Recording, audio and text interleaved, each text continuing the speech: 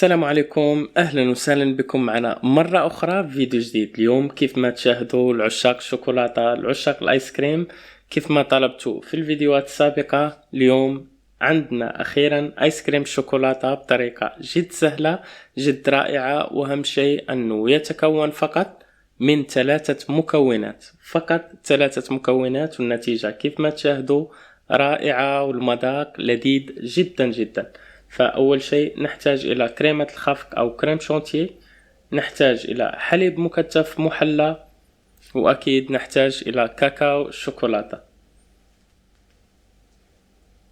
نأخذ إناء للخلط، نقوم بوضع نصف لتر من الكريم فريش أو الكريم شانتيه أو الكريم ليكيد أو كريمة الخفق، ونقوم بخفق الكريمة فقط بخلاط يدوي، أو يمكنكم استخدام مضرب كهربائي.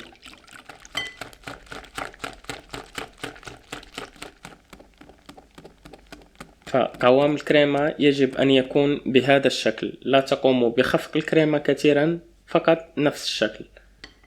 هنا نحتاج إلى الحليب مكثف محلى، لن نستعمل العلبة كاملة وإنما فقط ثلث، أي حوالي 120 جرام من الحليب المكثف المحلى.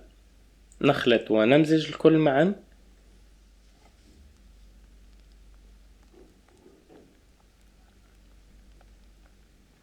ثم نضيف بودرة الكاكاو. بودرة الكاكاو حوالي 60 جرام من بودرة الكاكاو أو نصف كوب، أو يمكنكم إضافة الكمية اللي حابين على حسب نوعية الكاكاو وعلى حسب ذوقكم، حابين كاكاو أكثر بالخليط بالآيس كريم أو كاكاو أقل.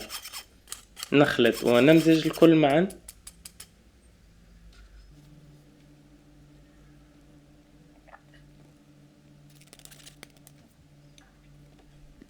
وبعد أن يصبح الخليط بهذا الشكل، نأخذ أي إناء، نضع خليط الآيس كريم، ثم ندخله إلى المجمد لمدة 10 ساعات.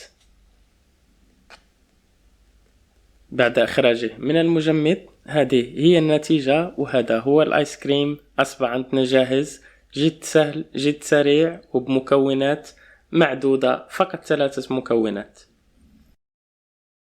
فنتمنى أن الفيديو نال إعجابكم. لا تنسوا الاشتراك في القناة، الضغط على زر لايك، ولا تنسوا أيضا مشاهدة هذه الفيديوهات، وألقاكم في الفيديوهات القادمة إن شاء الله. يومكم سعيد، السلام عليكم.